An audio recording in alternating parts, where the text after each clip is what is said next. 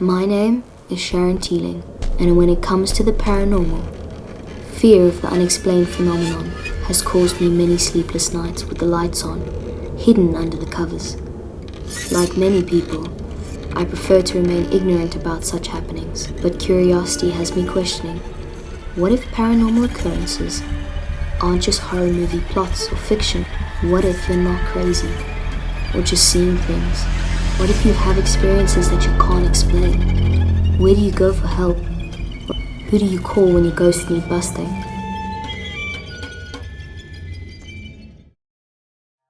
Spitzer, we started this group off, it was about 7, 8 years ago. I did see a need for it, because a lot of people have paranormal activity in their homes or in even places of work, heritage sites, etc. There's nobody out there that can help them.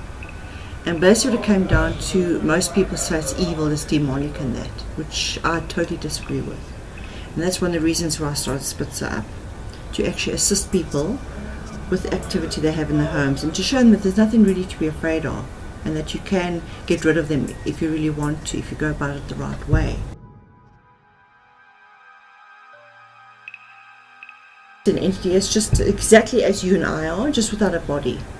Just a soul. They've got their character still, they've got their personality. Say if they were a nasty person, they're still going to remain a nasty person in the afterlife. They're stuck here. Counter what you call residual, which type that plays itself over and over again. They do not interact with you. They don't even know you're there. Then you get your intelligent hauntings, which is when they interact with you. They can hear you, they can see you, and they try and communicate with you. Those are two, I would say, the two main ones.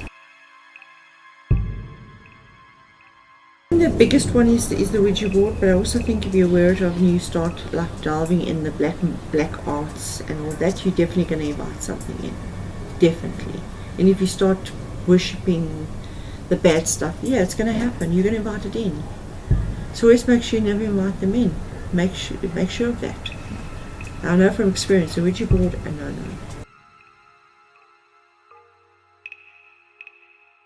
Don't do investigation on your own. Don't aggravate them, because they, think about it, think of them as a human without a body. So if you make them angry, they're going to get angry and they're going to attack you in some way, form or other.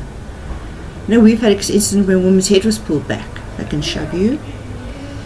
They can do things to you, so yeah, be aware.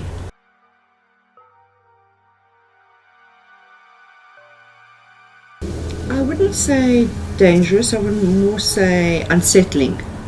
The one time we were in this room, busy doing the investigation, the guy was sitting on the bed, I was sitting on the couch, and the next thing something hit this couch from behind. And afterwards you hear a voice saying, "That was me."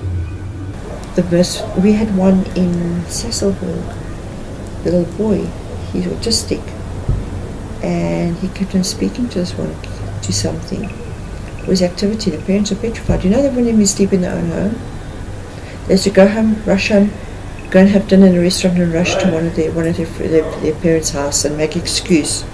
It's too late to go home, we're so scared. We find out there's another little boy. We use a whistle meter. It's when you want to find your keys. Not only can he pick up high-pitched whistles, and I put this down and we had a reporter with us. And the reporter said, use reverse psychology if it's a child. I said, okay. I said, you can't whistle louder than me. No. Next thing, things started going off. For about half an hour, and I communicated with him over this whistle meter.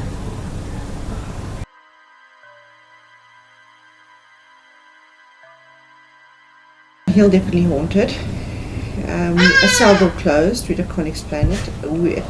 I heard a man. You heard someone shouting. Now remember, it's close to Hillbrow, but if there were gunshots going off, you'd hear the gunshots. You wouldn't hear voices.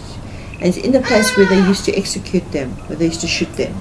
And you hear this man saying, "Cease fire." You can't explain it. Someone looked like they're dressed in a soldier uniform in a doorway. So Constitutional Hill definitely, he held haunt. That place is definitely haunted, very haunted. The old presidency in Bloemfontein, also haunted. business belief is what's out there is what you show. We don't dramatize anything. We don't lie about anything. If there's nothing, there's nothing. We're not going to say there's something on the side of there's nothing. Run it as we walk into a place. What I do is I don't allow my investigators to know what's going on in the investigation, because then they've already got a perception of what can happen. So it's just I will go in, and the person's going to set up the equipment. Those are the only two people in. So they first tell him where the activity is and what's happening. I see an entity or I hear voices. So basically that's all he's allowed to know. Then they tell me the whole story in the interview. Then I know what activities to expect. Then what we do is in each room we go in, two people, we sit there and we put a recorder down and we say, for example, who are you? What you doing here? Who are you? What you doing here? 5 minutes. 5 minutes in each room. Go back, we analyze it on site. So if you pick up anything in those rooms, we know those are the rooms you should target for activity. Then we set up our digital cameras, our video cam recorders, our full spectrum cameras. We even have a guy that comes on and does the thermal imaging. And we do thermal imaging, we put the voice recorders out, heat detectors, you name it, we put that down there. And that's how we basically go in the investigation. It can take up to anything from 2 hours to 6, 7, 8 hours, depending on your site. Well, first we write the whole report on, and then we go in and then we say, for example, if it's voices and there's no really harm done, it's just like there, so then just ignore it. Just carry on, ignore it, stop showing fear. That's my biggest one, always. And then if people turn around and say, but it's evil, I turn around and say, okay, if you die, are you going to become evil? No? Why would I? I say, there's your answer.